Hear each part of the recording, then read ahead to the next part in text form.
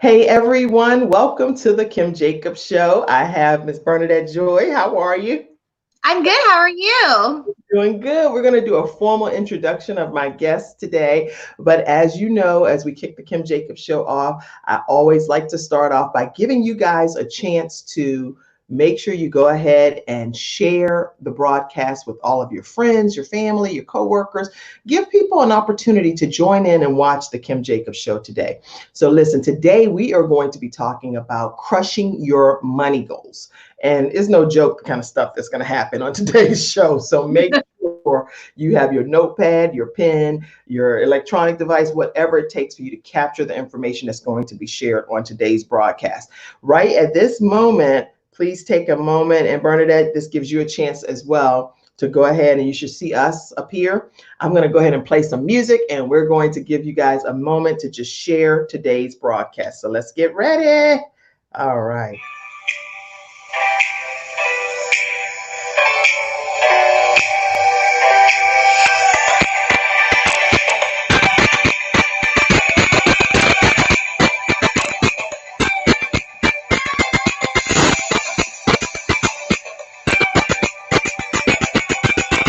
Everybody should be sharing the Kim Jacobs Show with your friends and family. All right, everyone. Hopefully, you guys have shared the broadcast today with your friends, your family, your loved ones, and we're going to kick today's show off and let you guys not miss one opportunity for what's going to be happening today. Let's see. Okay. All right. Okay. So I hear you, Sean. All right. So we're going to go ahead and introduce my guest today. My guest today is Ms. Bernadette Joy. This is what she says here. I was taught that life was working to the bone and waiting until I retired to do all the dreamy things.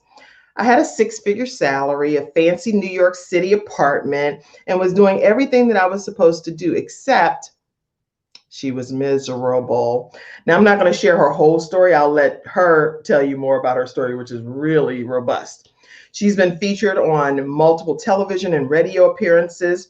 WBTV, WCCB Rising, WCCB Wilson's World, WCNC, Charlotte, Fox News, you name it. She has been featured all over the place. The Yelp Charlotte podcast, Winning to Wealth, Turn Knowledge into Profit, Lady Tech Charmer, Shifted Network, and Hitting Rock Middle. She's also been on the Dave Ramsey Show. Many of you know about Dave Ramsey. Ask Bernadette Joy. She's been the host. Now, she is also the owner of Crush Your Money Goals. This woman is a force to be reckoned with.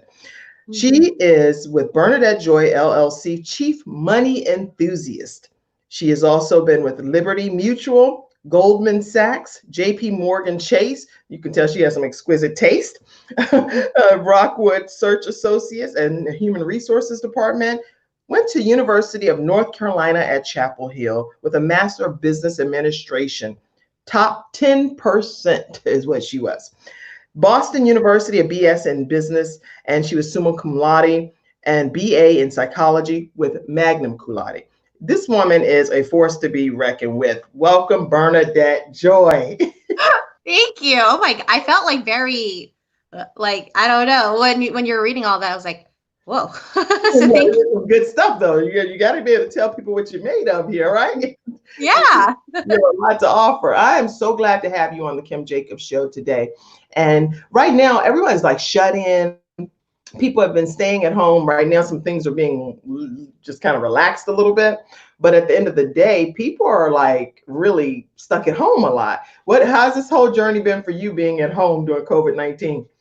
It's actually been okay. I am an introvert by heart, so I actually don't mind it. My husband and I are on day 60 because we actually started quarantining before the official orders came in because we had traveled before that. And so it kind of feels like, I hate the term new normal, but that's kind of what it feels like right now. So overall, it's been good.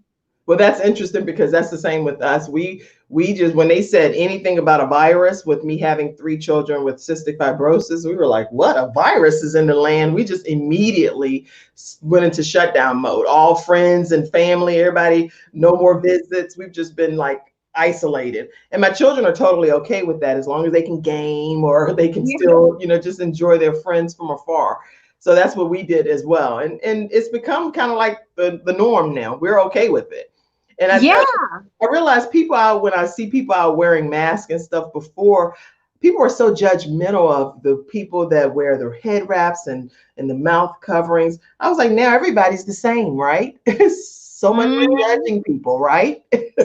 Yeah. Well, it's interesting because I had face masks and stuff before. Just, it's in Asian culture, it's like not that big of a deal and it's pretty normal. And so it was interesting because I used to feel self-conscious wearing, like I would want to wear it when I would get on an airplane, even before the virus and stuff, but I always felt kind of weird about it. And now everybody's wearing it. So again, like better for me. They're like, everybody come to my world, right? So that's good. Good. Well, I know that you personally have had an interesting journey when it comes to finances. And I would like for people, on the Balance Doctor and from a balance perspective, to share what your journey was coming. I didn't read all of it because I wanted you to talk about you being a nerd and all of those things yourself. So tell people about your journey to becoming who you are. Sure. So let's see. Asian family, very traditional. That's why you heard all the degrees. Academics was very important. And I started my career in 2007 in human resources in financial services, not knowing that 2008 was going to come around. And I got into that job thinking I was going to help people with their careers and help them really love their jobs. And I was actually doing the opposite. I was a 20-something-year-old going around all over the country and telling people they didn't have a job anymore, which in hindsight makes me feel oddly prepared for this time right now. Right. But that was a very early awakening in my early 20s to realize that I couldn't necessarily put my financial future in the hands of anyone other than myself. Was a really important lesson as a 20-something-year-old. And so I continued in the HR career for 10 years, ended up being head of HR for a tech company based here in Charlotte after I moved here with my husband, who's originally from South Carolina, and realized that I wanted to do something different, but I wasn't sure what that was going to be. So I did what a lot of 20-something-year-olds do, and I went back to get my master's, and was a wonderful experience. Would not trade it for the world. Tar Heels, like loved everything about it. But I landed in $70,000 of student loan debt, which I did not really have a plan for, because the conversation has always been like, get the degrees, right? Like, no matter what it costs. And during that program, I came up with an idea that wasn't intended to be a business. It was just a project, but it was a dress rental business. And I really got a lot of good feedback on it, said, might as well try it. And unbeknownst to me, went to entrepreneurship when that wasn't the plan. And oh yeah, that's what I thought I knew you from. I was like, I could have sworn I remembered her doing something with dresses before. Yeah. And then you became this whole balance expert from a money goal perspective. So this is interesting. Yeah, like, again, life, you never know where it's going to take you. And so I started that business in 2016. I was still working. I was still working my day job, and I was still going to school, and it was a lot. Balance was not a thing. and I said, something needs to change. And my husband and I agreed that if we were able to pay off the student loans, and then we would feel pretty comfortable for me quitting my day job and going into the entrepreneurship journey full time. And so we really just hunkered down and share more of how we did that. But I graduated from school in April of 2016, and the $70,000 were paid off by November of the same year. And so thank you. And along that journey, I didn't have anyone to talk to about it in real life because it was a very taboo thing. You don't talk about debt. in my family. You don't talk about like not having enough money or whatever. But I was forced to have those conversations because friends would be like, hey, let's go on this trip or let's go to this expensive dinner. I was like, no, I can't do that. And they didn't understand why, because my husband and I had good jobs, seemed like we're people, all of that stuff. So along the way, I just started sharing this journey on social media. And I remember very clearly, I for the first time, after we had paid off about 30,000 of it, I was like, wow, we're really getting some momentum here. I posted a picture of the amount I had left on my loans and said, hey, I have about like $46,000 left on my student loans and I've already paid off about 30,000. I'm just like really looking forward to this journey and just wanted to share with people, like it was really hard, but I felt like it was worth it. And I got so many people reaching out to me who were in the same boat, and people that I thought that I was having to keep up with, you know, like my doctor friends and lawyer friends and the one who like have really nice cars and all of that stuff. And behind the scenes, they were telling me that they were struggling with debt in some shape or form too. And so that has snowballed into what I do now. And since then, I not only paid off the student loans, but we paid off a rental property, and then we ended up paying off our mortgage. So we are 100% debt free, including our house, and looking towards building wealth. And now what I do is teach other people how to do the same thing. Wow. Or I'm typing what you're saying, or 100% debt free. Wow. So that's just incredible. Bernadette Joy and her husband are 100% debt free, paid off everything. That is huge. So congratulations to you and your husband. What's your husband's name? AJ. And congratulations, AJ and Bernadette, because that is a major accomplishment. Not many people can say that. So congratulations to you. So you call yourself, you call your business like money planning for humans? Yeah. And I want to know what that means. Yeah. So, you know, while I was going on this journey, there's a lot of experts in this field, right? Already. There is the Dave Ramsey and Susie Orman and David Bach and stuff. And what I found though is that as I started helping other people with their finances, is that there is still a lot of shame around this topic. And there is a lot of, well, I don't want to talk about it because we're not supposed to. And people who are feeling like they're beating themselves up for the mistakes that they made in the past. And so the conversations that I've been having with people is that I have made plenty of financial mistakes too. You can still bounce back from them and still be able to make a future for yourself. But you don't have to, one, have other people judge you or feel bad about what other people's judgments are. And most importantly, you know, working on not judging yourself so much. And so this idea of money planning for humans kind of came about was because a lot of people told me that they really enjoyed working with me or taking my classes or doing some of the things that I did, because I was talking about it from the perspective of behavior and like habits, and not just like throwing numbers at you all the time. Because I think what I learned above all else is that being really good with money is actually very little to do with numbers, and like 99.9% has to do with, you know, what you're willing to do from an action perspective and from changing your behavior and your mindset. This is good. Being really good with money has to do with what you are willing to do to change your mindset. That's what I heard you say, right? Yes. Yeah, absolutely. And so that's the human aspect of it to me, versus the traditional way of money planning that I've seen has been like, you know, let me throw a bunch of spreadsheets at you, or, you know, if you invest blindly into your 401k for 30 years, like you may be able to retire someday, which, you know, like fine when things are okay, but we're seeing it even now, right? That if you're scared or if you're worried, like it's not so easy to make those decisions. And so coming at it from the human aspect has been where I've been helping people. That's a blessing. I think that the human aspect makes it more relatable and people can feel more at ease with even being able to tell you their woes and their issues and their problems, because then they feel like she cares about me versus just here's your worksheet or your assignment or your to do. And it's like, what? I need help. I need a hug. I need prayer. Yeah.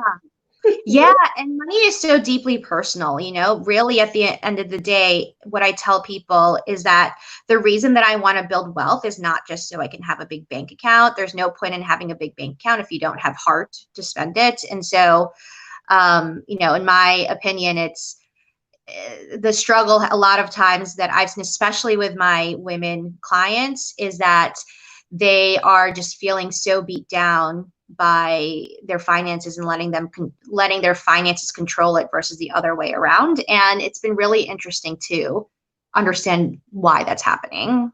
Interesting, interesting. What did your debt-free journey teach you about money? Because now that you're there, not everyone's there. And so for you to be at the young age that you really are, you're a beautiful, beautiful woman, and Ah, already conquered that aspect of life. What did the journey teach you? Because not everyone can even say that they've accomplished this yet. yeah. I would say that the biggest thing, and I've only realized it like in the last 60 days, Oh, okay. is well, one, it apparently prepares you for a pandemic. Like who knew? Because everyone who's like, oh my God, I gotta stay home and I gotta cook dinner and I can't go like see my friends. Is like, I've been doing this for like 4 years now, so it doesn't feel so different. But some of the deeper things is one, I realized that I don't really need that much to be happy. Um, there is so much of what we are trying to get happiness and balance from external factors. And I just realized like, I need some really good friends and family. I need food that's like good to eat. Like it doesn't have to be like expensive to be delicious. And a lot of the things that I like to do really don't cost a lot of money. So before, when I was trying to derive so much happiness from, just looking a certain way or having a nice apartment or impressing my friends, I'm so much happier than before. And then it happens to build wealth. So that's super important. And the other thing that I just recognized even the last week was that forcing myself to not rely on debt made me realize that I am so much more capable of solving so many problems, not even just money wise, because I'm not going to like the the easiest way out, right? Like it would be so much easier for me to put things on a credit card right now, right? It would be so much easier for me to like, take out a personal loan or whatever it is. But I've had to get really creative in finding ways to solve problems that I've had, money or otherwise. And that skill set was really honed during the debt-free journey. Wow, very good information. I said Bernadette realizes that she's able to solve so many problems because she doesn't take the easy route out. Some of the things that you're saying is so profound because, like right now, even just hosting the show, I went back in my closet. I mean, some of the major department stores and some of the places that I like to shop, which are not major department stores, by the way, they are very inexpensive. They carry brand name stuff. I'm a budget shopper, so Me too. I don't care what's in certain stores, unless they're donating it to the Kim Jacobs show for me to wear, I'm going to find the least expensive version and make it work, because you can look at $1 million and not spend $1 million, in my opinion. Absolutely. I mean, I learned that from my first business. My first business trust was entirely built around the idea of you don't have to spend a lot of money to look great. But what I love what you're saying too, and I think that is the conversations that I've been having with my community and the people who take my classes, is that there is no shame in what you like to spend your money on. And I want to be very clear with that with people. And that's something that I had to learn, was that a lot of the money gurus, right, will be like, you shouldn't be getting your hair done. You shouldn't be getting your nails done, like blah, blah, blah. And that's what I heard. I was like, oh, blah, blah, blah. Like, I will go get my hair done. I will, but it's about making choices as to what is important to you at that time and having balance between the things that you love now versus the things that you love in the future, right? So yeah, like, I started cutting back on manicures and pedicures. I didn't get it every single week like I used to. I got them like once a month. So I was still able to enjoy it. But I was able to take that extra money and put it towards debt and now towards future. And so I think that is also where the human aspect comes, is like, I don't think life is worth living just generally if it's miserable. And so a lot of the money advice is like, oh, well, just eat rice and beans and like don't do anything for however long. And like, that just doesn't appeal to me. I think you can find balance in things you love and also saving money.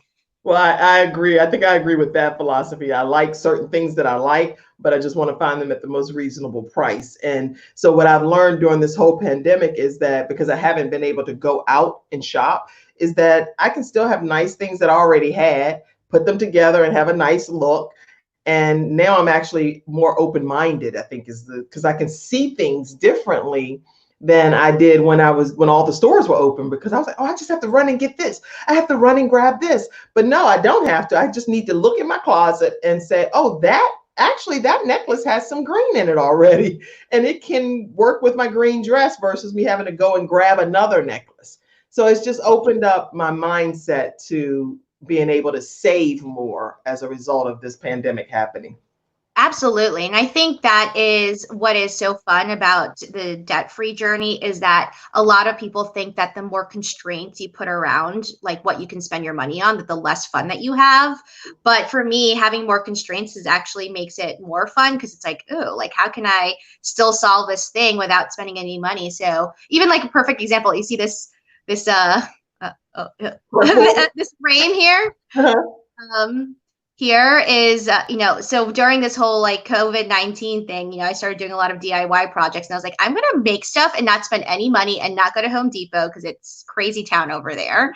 And so this thing was like a shelf that I took down from my laundry room, and I spray painted it, and then I turned it into like, a board or whatever. And I was like so excited because it cost nothing. Right in your house. Yeah, right. And then I was like, you know what? It's also kind of cool because there's only one of these in the world now, right? Like, I'm not going to have the same thing like everyone else has at, if they're getting something from TJ Maxx, for example, right? So it's actually, opening your mindset to when there's more constraints and thinking about like, okay, how can I work around this? I think that's what I mean when I say the problem solving skill set has come in very handy. That's really good. Let me go to a few of my audience comments. Make sure, guys, that you share today's show with your friends and your family. Did you get a chance to share it, Bernadette, too? Yes. Okay. So sharing it with your friends, your family, so people get a chance to watch today's broadcast and chime in with their comments. The only way that I'll know that you're officially on, whether you're from Bernadette's audience or from my audience, is if you type a comment, because then it'll appear. Then I'll pop it up. Okay. Other than that, I won't know because I can't look at my phone the whole interview. So let's go ahead and see some of the audience. Diane Long said, good morning to you all. Good morning. Good morning, Diane. Vanessa Prasad Roberts says, it's all about balance. And anything you want to comment on, feel free. I agree, Vanessa. I think there's definitely importance in having balance in everything, but especially finances. And she also said it's how we spend, it's how, and she capitalized how. It's actually, yeah, you want absolutely. to talk about that at all? I think when you say it's how we spend too, there's too much focus, in my opinion, in the money space of like what we spend our money on. Mm-hmm. And so I get a lot of my community members, for example, they're going to be like, Bernadette, you're not going to like this. And they just like automatically assume that because they spent money on something that I'm going to just like be like, no, you shouldn't have done that. But my question is always like, well, how do you feel about that purchase? Like, if you feel like it really adds value to your life and you feel like it was something that, makes sense and aligned with your goals, I have no qualms about that, right? So, I think it's how we spend, not what we spend on. And so, for example, like for me, right, if I, one of the things that I really love to spend on is music. And people are usually pretty surprised because I will spend a pretty penny on going to a concert or, to support a musical artist that I really like. And people assume that, I won't spend money on anything, right? But I don't assume that everyone has the same interest in music like I do. Right. There's different things that make people happy. So, but when I spend it, I also feel like for me, there's a place in my heart that gets filled when I do that. And so I would never tell someone to not spend something on what they love, but how do we balance that with what our future love That's good. is going to be? Good. Another audience member says, do you have any suggestions? This is Brenda Childs. Suggestions for where to start when it comes to this whole debt management process? Yeah. So why my company is called Crush Your Money Goals is because the crush actually stands for the different steps that I walk people through. And it's in order intentionally because I think too many people start off just trying straight to tackle debt. It's kind of like if you're trying to lose weight and then all of a sudden you're just like, okay, today I'm just not eating anything. Like, this is not going to work. Right. And so the C is where I tell people to start, and that stands for cultivating a new money mindset. And why I say cultivate is because it's a continuous process over time. You will not learn anything and everything about money right from the beginning. And so I always tell people to start off with what matters to you and learn everything you can about that. So for me, for example, the whole reason this started is because I had a ton of student loan debt. And so I learned anything and everything related to student loan debt. I actually went back and read that, when you sign off on the papers in the first place, like who actually reads them? I did not. So I actually went back and read them. I watched every YouTube video, listened to every podcast that was available about paying off student loan debt. And that's something that anyone can do, is just educate yourself about what you care about.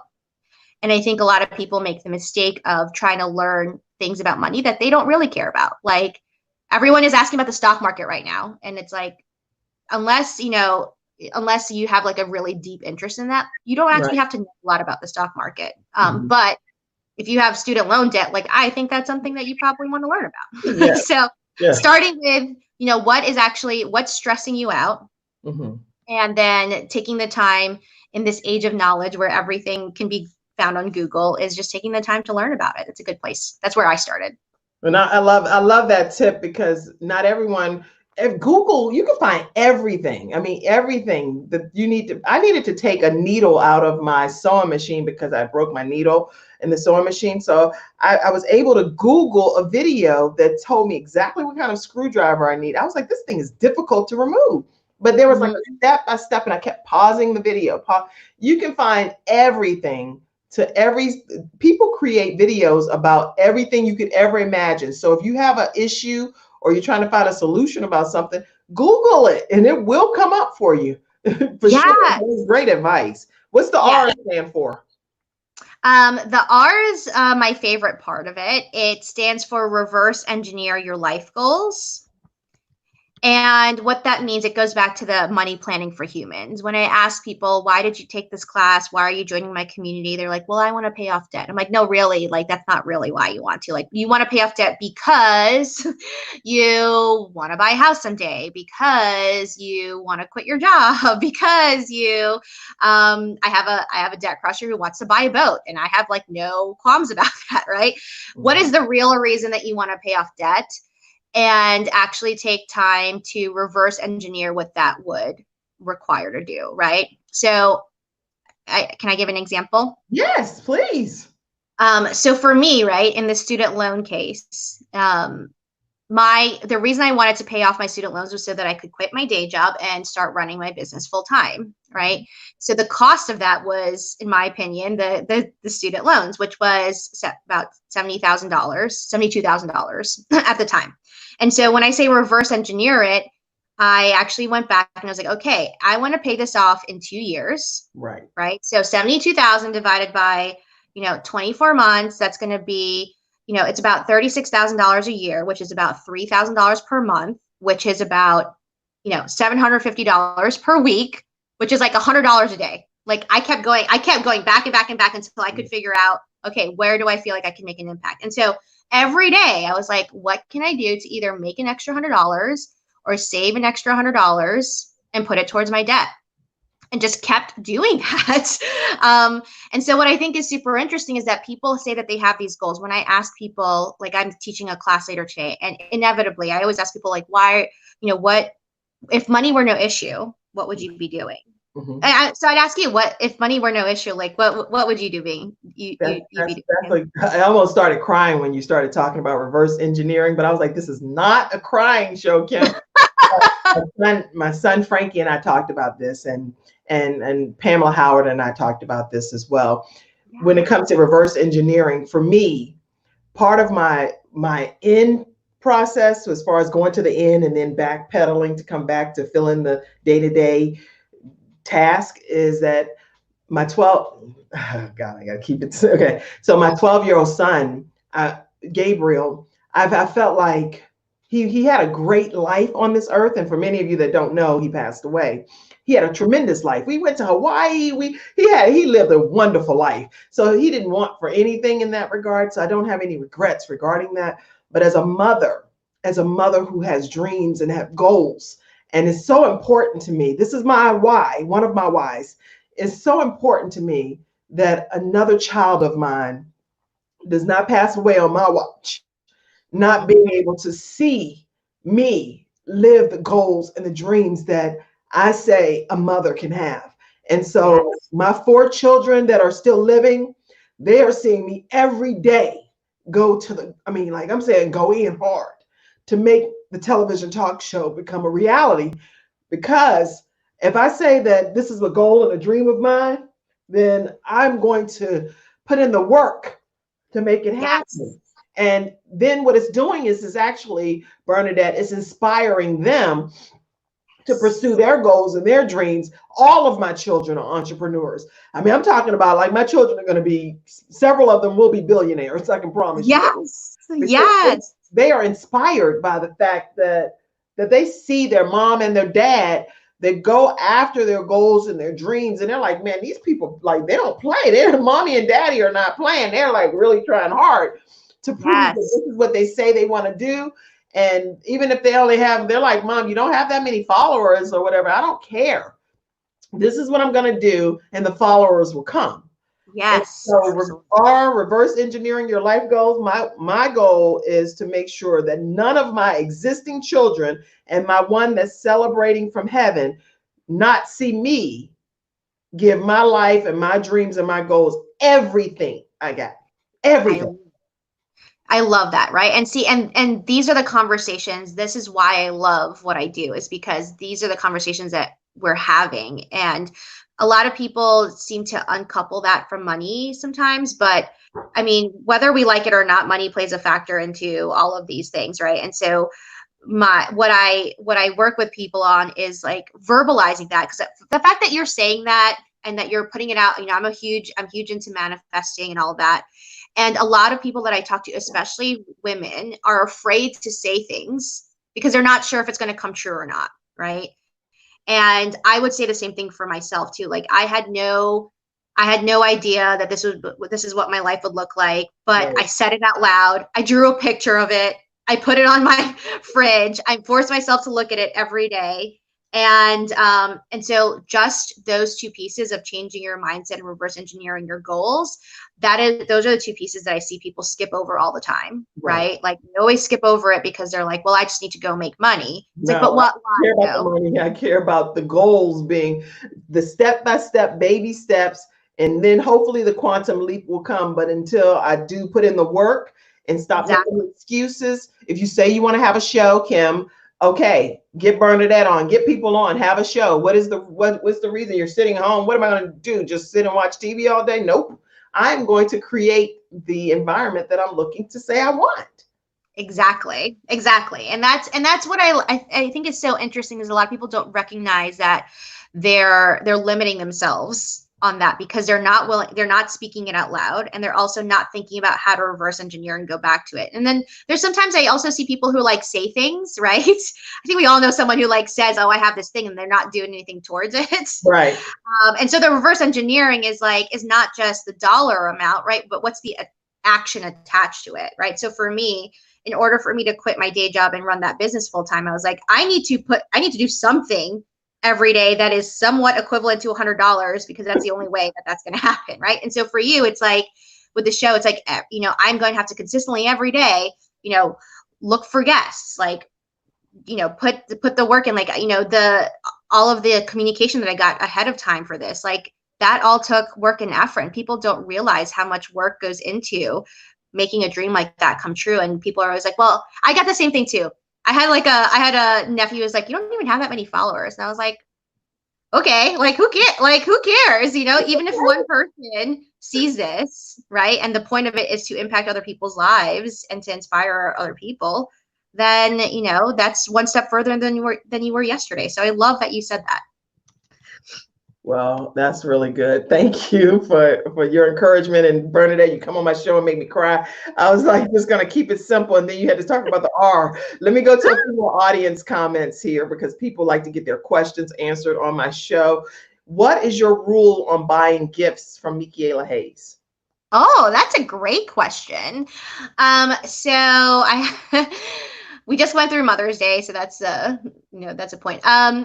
I will say that for me, I am trying to be really thoughtful about what gifts I should give people, and I will spend the money on it if it really is tailored for them. So like, I'm not about just buying people for the sake of buying stuff. Like even for the holidays and stuff, we've kind of told our family, like we would rather spend money on like a really nice like experience together than like physical stuff. So for me, I generally stray away from like material gifts, and we'll usually do like, you know, give people a gift certificate to a restaurant or something like that, something that people can create a memory out of.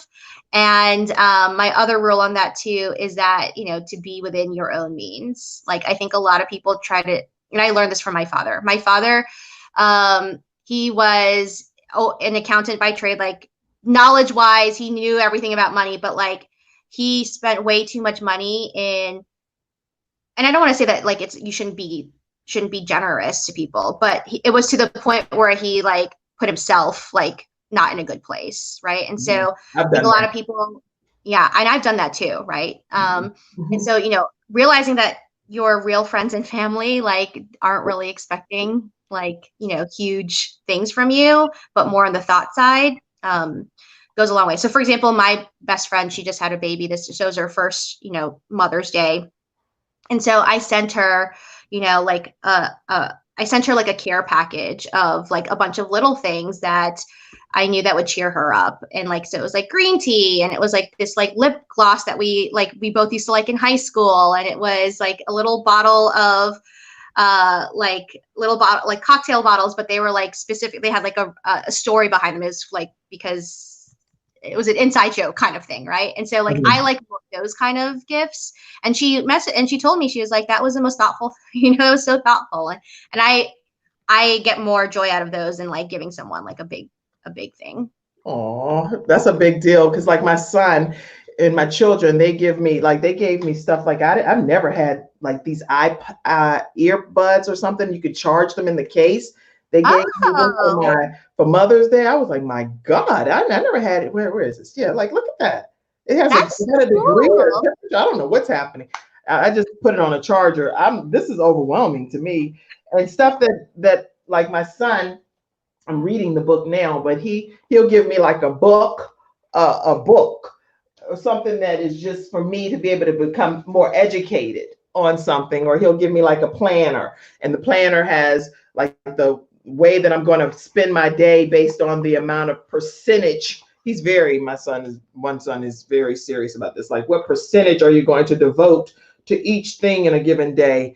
It is some well thought out kind of stuff that helps me become a better person. Those are the kind of gifts that I get, and I appreciate that. And that's like so obviously like aligned to like the type of person that you are too, you know. And my son gave me this too. He gave me a mug, just something to have on the show. He's like, Mom, you need some more animated things when you're drinking out of your. I was like, okay. Oh, that's cute. But see, like, I love that because he's still contributing to your dream of like the atmosphere of the show, right? You know, so like giving things very useful. I think that's great. I love that. And I think, you know, when it comes to gift giving too, I think that's a hard thing, especially in my family. I will say, like, Christmas, for example, was really stressful for me because because when I used to live in New York, there's like, it would be with my extended family, and there was like 30 of us, and it was like kind of an unsaid rule that everyone would get a gift. And like when I was 20 something years old, I was like, I have to buy 30 people a gift. Like, it was so stressful. And so one year, a couple of us conspired and we're like, let's, could we do like a white elephant or something? And everyone was like, oh, thank goodness. Like, we don't want to do this anymore, but nobody wanted to say it. That's funny. My husband and I used to literally, we have over 40. We stopped when it was like 43. That's when we have formally stopped doing it. It was about 43 nieces and nephews and all of their parents, our parents, my siblings, his siblings, every person. We had to shut down an entire room in our home, rope it off, and put everybody's gifts in there. And I mean, every person that came, they walked away with a gift. But that threw us into some significant debt. And I was like, you know what? My husband was like, well, get everybody a gift card from Walmart or from Target.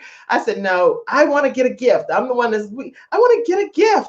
That's not right. Nobody cares about a bag of socks or a gift card. I want to give them a gift. Now I'm like, whatever works for you is fine for me.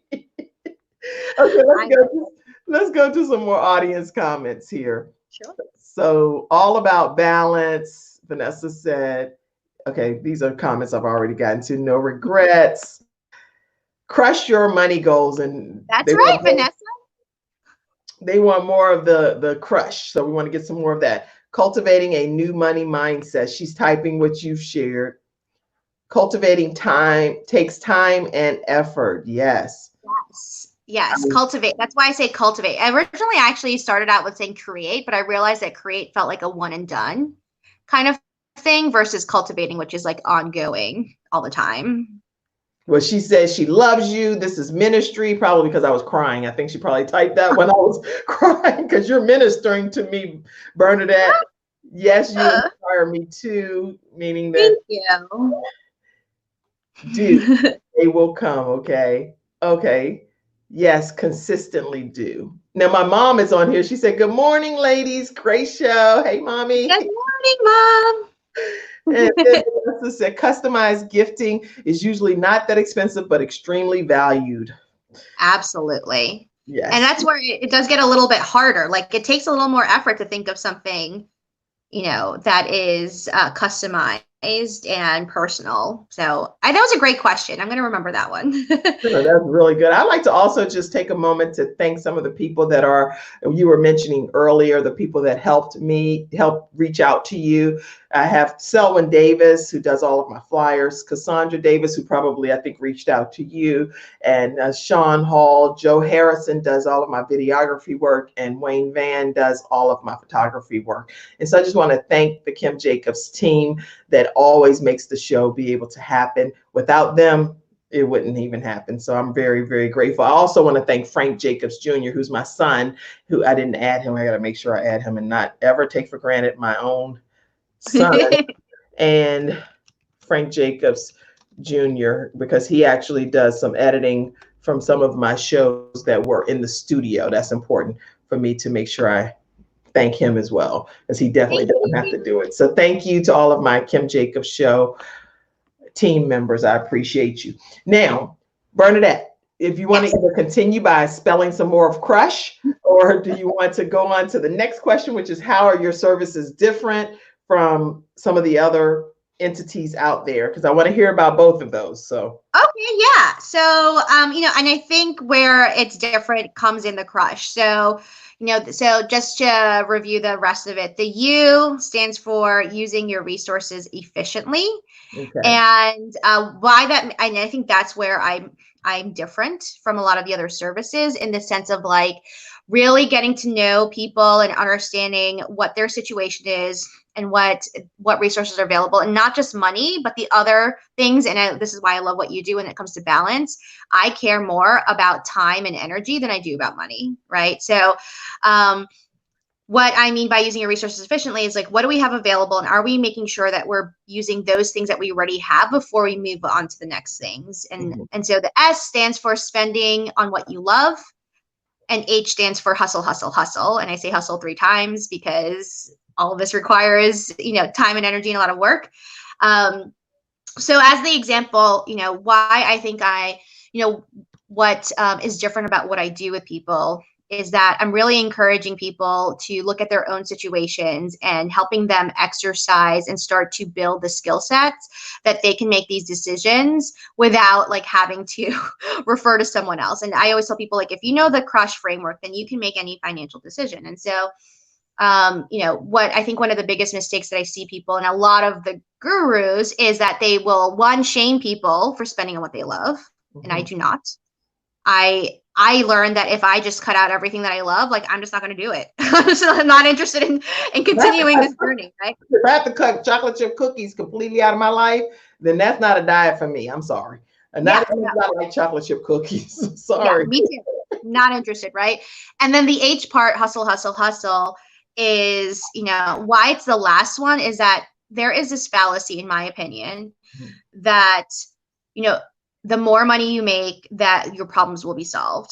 And that's like a very American thing to me, and I get it, right? Like, and I get where I grew up like that too, right? But conversely, what I have found is that even though I make less money now than I did when I was in my 20s doing that job, laying people off all over the country, I am way more financially well off now because I've learned to use what I have efficiently and spend on what I love.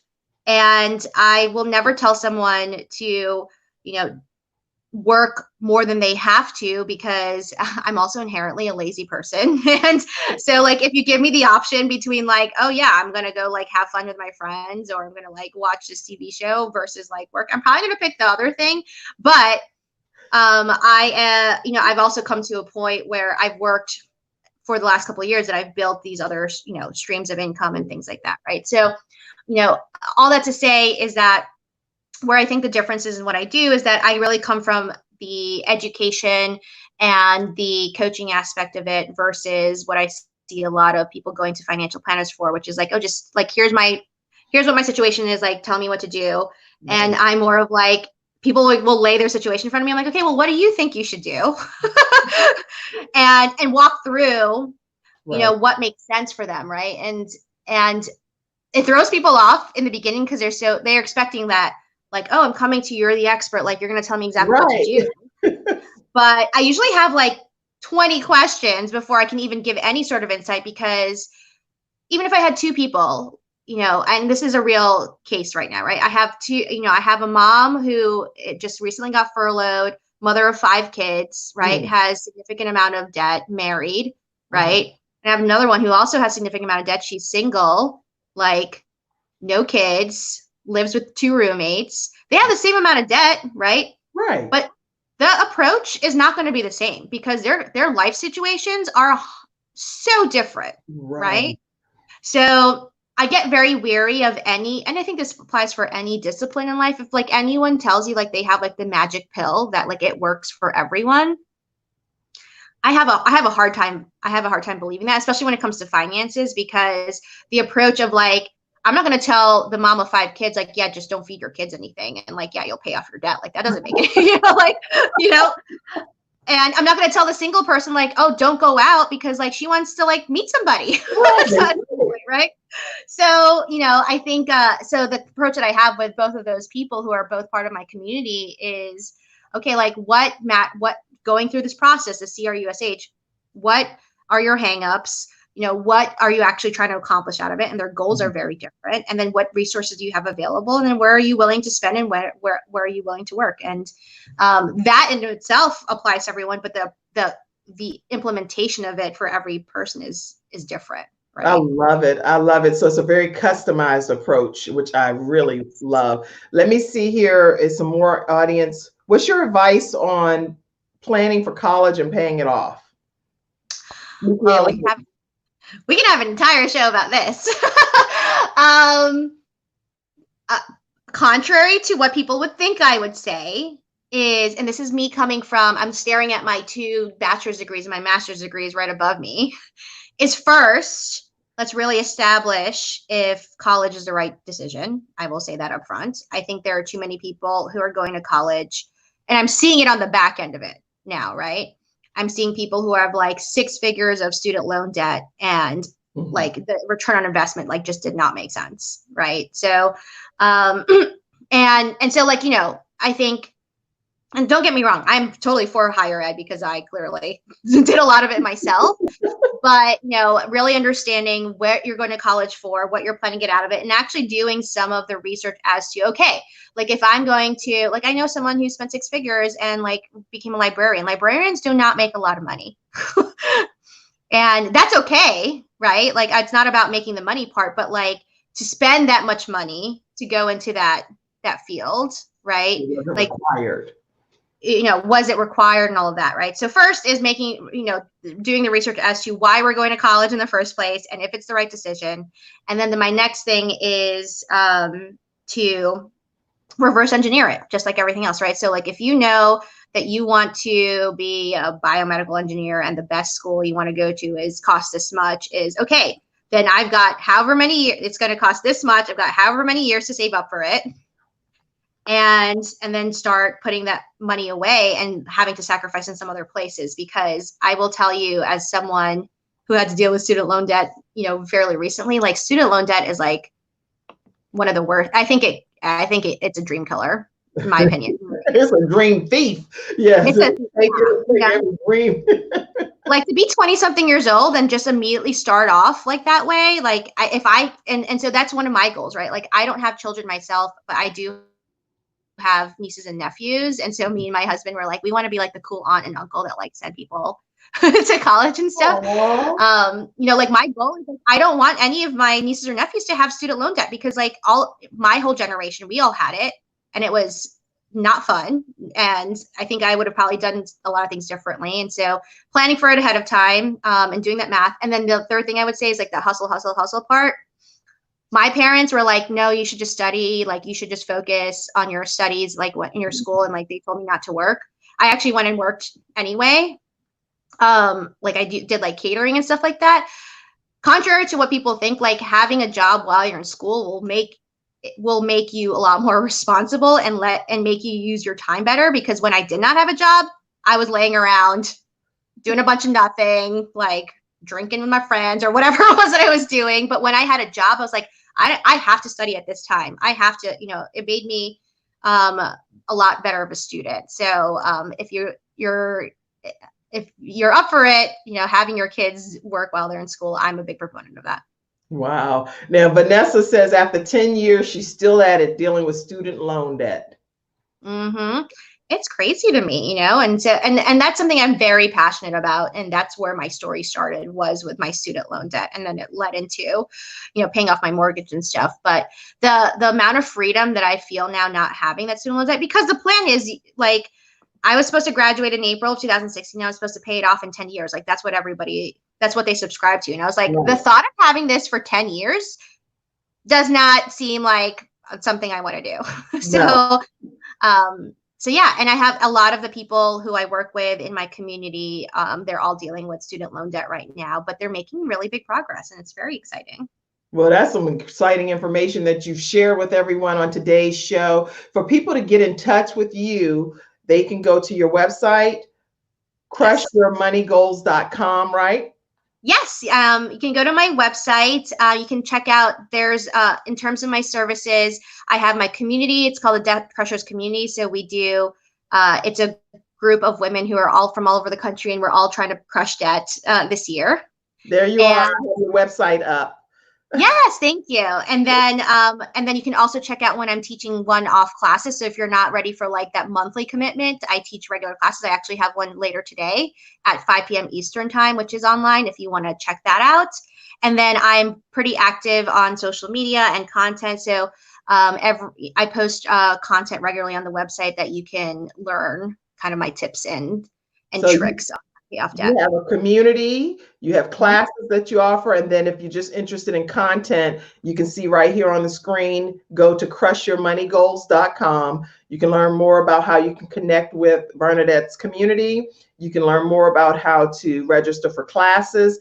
And if you just want to get some content and learn money tips through the content on TV, podcast, news, social media platforms. Whether it's reading, listening, or watching, you can learn something new every day from dear Bernadette, not that, DEBT, Joy. And she's been featured on CNBC, USA Today, Market Watch, Yahoo, and Nerd Wallet, and all kinds of places. So you can go and learn more about Bernadette right on crushyourmoneygoals.com. And as you scroll through the website, you'll learn a lot more about her consultation, her content, her classes, her blog. It's some great information on here. So make sure you check that out. Bernadette, for people that are like, you're sounding so far ahead of where they even are when it comes to just getting started. Like, what you're saying seems so far-fetched for some people, and I know I'm speaking on their behalf, that it's like, what number one thing would you recommend for somebody that's never even thought about being debt-free? Yeah, that's I get that a lot. I get a lot of people who are like, well, you are, like $300,000 of debt in 3 years, like say it seems unreasonable or whatever. And so one thing I would say is to start thinking that it's possible, because I promise you, I was in the exact same place 4 years ago. I actually was just thinking about this yesterday. I went back and scrolled through my Instagram, and I was just looking through like my old posts and seeing how much has changed in 4 years, which in the grand scheme of things is not a lot of time. Like, time has gone by so fast.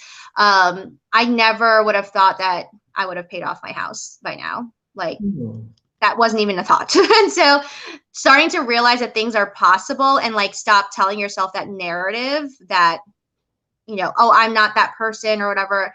I tell people all the time, like, this is not a comparison game. Everyone's story is different. That's why I started the Debt Crushers, is because I wanted to meet people who all had completely different stories from myself. And the one common thread that we have is that we all want to be debt free. But so it's possible. And I'm seeing it. I'm seeing it with, like I said, with my, my mom of 5 kids. I'm seeing it with my single person with 3 roommates. I'm seeing it for people here in Charlotte and people in California. Like, if you really start believing that it's possible, then you can actually start putting some action into place. And so I hope that, if anything, you can see that, like, if I was able to do it, then you can too, because I don't think I did anything that anyone else couldn't do. Wow. Well, so many comments came in already from what you just shared. People said, thank you. Vanessa said, thank you. Courtney Jacobs, my brother, says, very interesting, and I do want to learn money tips. And people, you can go right to crushyourmoneygoals.Courtney.com and register for any of the classes with Bernadette. She's very animated and fun, and you're going to learn a lot of information. Michaela says, I've learned so much. Thank you so much. You're welcome. This was so fun. And thank you guys for tuning in. And yeah, like, I would love to, anyone who is, on this, because you took the time today too, like, if you want to go to the site and go to the consultations, I would happy to do just like a 20-minute call just to help you with anything you've got going on right now for free. Yeah. Like, come and chat with me. I'd love to meet you. For free for 20 minutes, no matter what your financial status is, you can reach out to Bernadette and she will do a 20-minute free consultation with you. And I'm going to post that up in a minute. Sean Hall says student loan debt is a beast, and she actually deals with helping students go to college even debt free with scholarship money. All Roads Education. You two would be good to connect as well. Oh, yes. He went to school debt free. I just within the last 2 weeks, my son received a $5,000 scholarship because of her efforts with All Roads Education. So she's a beast when it comes to getting those. Thank you, Sean Hall. Thank you, Sean Hall. That's amazing. Thank you. Okay, so I went through as many comments as I could today, but one takeaway from today that you guys need to know is that you can receive a free 20-minute, consultation with Bernadette. Just reach out, Bernadette. Okay, I'm trying to type this because I'm home and my staff is in their home. Okay, you can receive a free 20-minute consultation with Bernadette by going to her website and letting her know that it was from this show, Bernadette Joy, Crush Your Money Goals. So when you .com, when you sign up for the consultation, let her know that you came through the Kim Jacobs show, and you'll get a 20-minute session free. Exactly. All right, okay. I think I'm trying to cram in from a balance perspective, everything I can within 1 hour and get you guys. Covered a lot. I think so. I think we did. And the fact that, as the balance doctor and trying to share all of this with you guys, I want you to walk away. My goal is to focus on cradle to grave experience. So I'm going to bring on anything in between to help you be able to live your best life from a balance perspective. And so thank you, Bernadette, for being my guest today. Thank you for having me. This was so much fun. Thanks everyone for tuning in. I hope you have a good rest of your day. And you can come on anytime and talk about debt management. If it's a new project that you're releasing and you want to share it, jump on. And even if I have another guest on, you can jump on for 5 minutes and say something about debt. Let me also let you guys know today, starting at noon now, Quest Church prayer line 978-990-5000. Access code is 322083#. You have to put that in order to jump into the prayer line. Right now, Pastor Jacobs is praying for people regarding COVID-19, people that have lost loved ones, people that are infected with the virus. Anybody that needs some prayer, put in a prayer request. We have a prayer request that you can just call into, and it gets notified that this is happening. You can do that so that prayer request happens on our prayer request line Monday through Friday from 12 to 12:30 p.m. So I'm going to get prepared to jump on that. But my special guest today, let me give you a last way to communicate with her once again, which is Bernadette Joy, crushyourmoneygoals.com. Woo! Yay! I see so many more comments. It's like 8 more comments, but okay. Oh, Valerie Williams says, I love this program. Great content. Dr. Desiree says prayer changes things. Viewership has benefits. Great show. Lots of comments. Guys, I am so glad that you guys are part of the Kim Jacobs Show studio audience. Make sure you go to visit Bernadette Joy, crushyourmoneygoals.com. And please be sure to tune in tomorrow morning at 11 o'clock a.m. I have a woman that's going to be on the show. Woo! Now I'm going to tell you, tomorrow you don't want to miss this show either. She doesn't have arms, but she's unarmed. She's unarmed, but dangerous. This woman knows how to draw with her feet. She's become accustomed to living her life literally with her feet. So we make excuses in life about what we can and can't do. You want to tune in tomorrow to see Tawana Williams, and she is unarmed but dangerous. And she's going to be on the Kim Jacobs Show at 11 o'clock a.m. So make sure you tune in tomorrow. Bernadette, if you can, tune back in tomorrow morning, 11 a.m. Tawana Williams no, I'm sorry. I done said the wrong thing. I'm sorry. See, that's why that's going to be Thursday. That's Thursday's show. Tomorrow, you're going to receive a blessing if you are married, and even if you're single and you're looking to be married. It's going to be Joel and Casey Johnson, and they are teaching married couples about shut-in dating marriage tips. It's going to be fun. So that's tomorrow. Let me go back because I done messed up. Tomorrow at 11 a.m. What's tomorrow? Wednesday, right? I'm getting my days. When you're shut in, the days are all running in. Joel and Casey Johnson will be on tomorrow, which is Wednesday. Shut-in dating marriage challenge, and they got some sexy tips and some fun stuff for you married couples. So you want to be on too, Bernadette, you and AJ, and get some shut-in challenges for tomorrow's show. Then on Thursday, I'm going to have Tawana Williams. So let me change that. Tomorrow is going to be Thursday, is going to be Tawana Williams on the Kim Jacobs Show, unarmed but dangerous. And then Friday, we have a teen entrepreneur panel, and that's going to be some teenage entrepreneurs that's going to be on, and they have some great products, and you don't want to miss that as well. That's going to be Friday's show. So I think I got everything covered. Friday, teenage entrepreneurs. So you're going to see tomorrow Joel and Casey Johnson tomorrow at 11 o'clock a.m. Thursday is going to be Tawana Williams, which is Unarmed but Dangerous. And Friday is going to be the Teenage Entrepreneurs. Tune in by going in and subscribing to the Kim Jacobs Show. If you do that now, it'll turn on your notifications and you'll know when we go live. Woo! I think I did it, Bernadette. That was amazing. Any last thing that you say? I really wanted to share this, and I can't believe I'm getting off the show without sharing it, and I didn't get a chance to say it. Do you want to say one last closing comment, and then we're going to end? Yeah, I think what you're doing is amazing, and you are impacting so many people's lives. So thank you for what you do. Thank you. And thank you guys for tuning in to the Kim Jacobs Show today. God bless you and have a great day. See you tomorrow.